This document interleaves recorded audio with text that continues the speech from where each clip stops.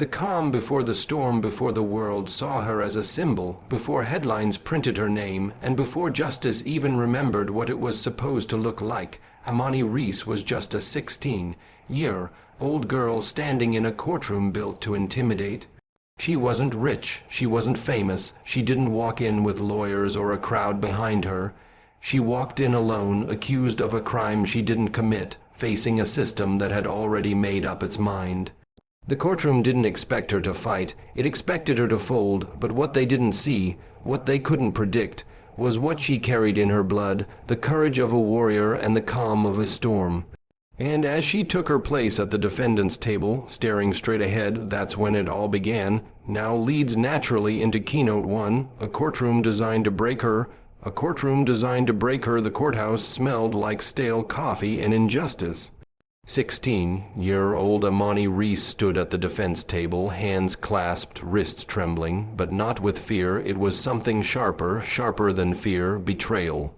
She'd done nothing wrong, yet here she was, standing trial like a criminal, her name smeared on a charge sheet that read obstruction of justice.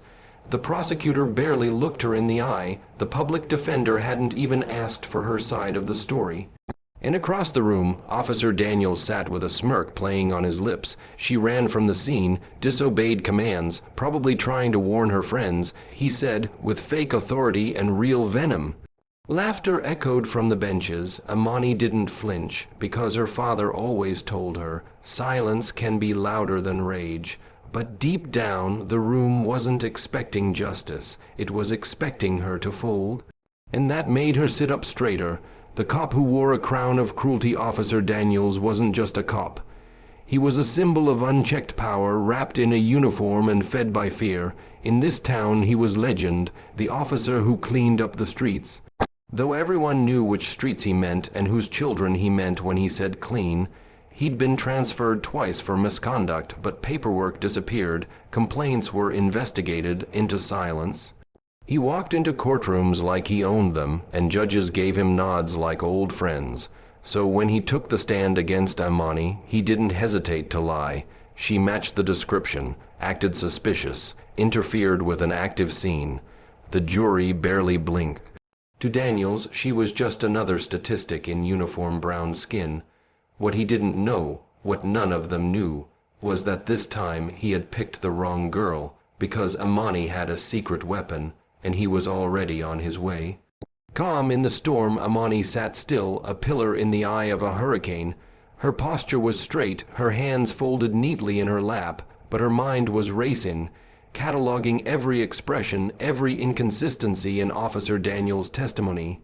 Not because she was afraid, but because she knew something they didn't. She was trained for this. Her father taught her that truth, when delivered without panic, becomes a weapon.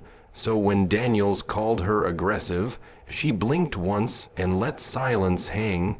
When the prosecutor accused her of lying, she tilted her head just enough to signal, "Is that the best you've got?" She never raised her voice, never let them see her sweat, because she knew panic was what they were waiting for. What they got instead, poise, precision, power in restraint. Amani wasn't trying to win their favor. She was waiting for her moment, because someone was watching, and he was closer than they realized.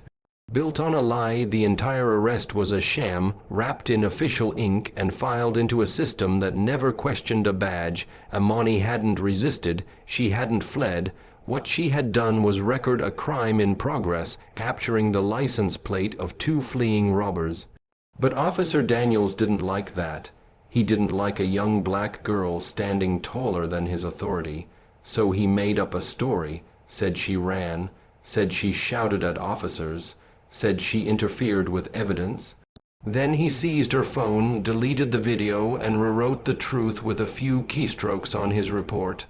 No one questioned him, because the badge spoke louder than facts. But what Daniels didn't know, what not even the tech guys at the station knew, was that Amani's father had installed a silent backup system on her phone. Every deleted second was saved to a secure cloud. And now the real footage was in very dangerous hands. His lies had started the fire, but her father was bringing the explosion. The doors whispered warning. The courtroom had settled into the slow, smug rhythm of injustice. Officer Daniels sat with his arms crossed, confident the verdict would fall his way. The judge looked bored. The prosecutor polished his pen between questions. Then, creak, the heavy oak doors at the back of the room eased open with the kind of slowness that made every head turn. A man stepped inside, not rushed, not unsure, silent, controlled, dark suit, razor, sharp posture, eyes that didn't scan. They locked. Something in the air changed. Even the air itself seemed to hold its breath. The bailiff stood straighter. The judge blinked twice, and Amani, she exhaled a name only she could hear. Dad. No salute, no nod, but Daniel shifted uncomfortably in his seat, because even without a word spoken, some men walk in carrying storms behind their eyes. And this one had come for justice. The man behind the curtain, the man's name was Elijah Reese, but no one in that courtroom would find that on Google, not under his real job title. He wasn't a cop. He wasn't FBI. He was deeper, CIA Black Ops, clearance beyond top secret, the kind of man who could walk into foreign war zones without a passport, and walk out with governments changed. He didn't raise his voice. He didn't need to. With one gesture, he handed the judge a sealed envelope, one stamped with the insignia that made grown men second, guess their careers, inside proof, video backups, time-stamped geolocked metadata, a full dossier on Daniel's past conduct.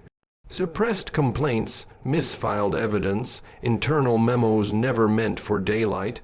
The judge's eyes widened as he read. Daniels, for the first time, looked small, because this wasn't some angry parent. This was a weapon. A shadow turned into a father, and he had come to end the performance. Truth unveiled. Frame by frame, all eyes were on the screen now.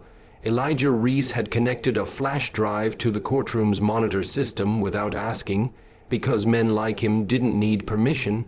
What played next was devastating. The real footage, raw, unedited, crystal clear. Amani was standing still, recording the getaway car, her phone capturing every second. She never ran, never spoke. Then came the moment.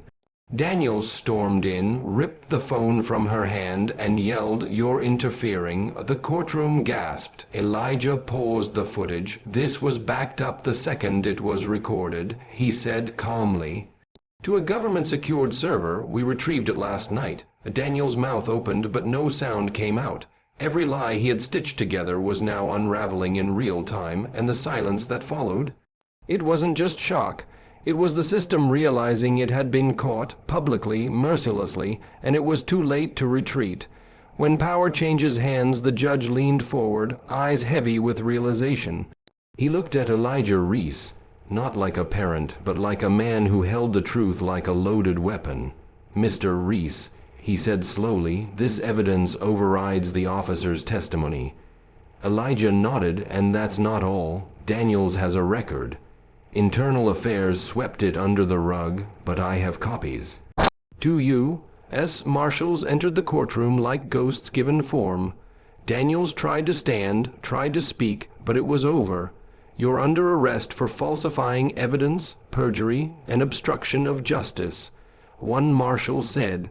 Cuffs clicked shut. Daniel's badge fell to the floor with a sound louder than any gavel. Power had shifted in an instant, from the man with the badge to the father with the truth, and for once the courtroom didn't belong to the system.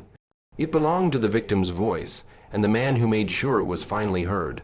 The fall of the untouchable Daniels stood in disbelief as the cuffs tightened around his wrists. The courtroom, once his hunting ground, had turned into his cage. No smug grin, no arrogant tilt of the head now, just a man exposed, the footage, the records, the testimony that couldn't be spun or suppressed. His past had finally caught up with him, and it arrived wearing a CA badge and a father's fury. The crowd whispered, some applauded, and a reporter at the back snapped a photo that would soon be front page news. Daniels tried to protest. "This is a setup," but even the judge shook his head. "You silenced the wrong girl." The judge said coldly.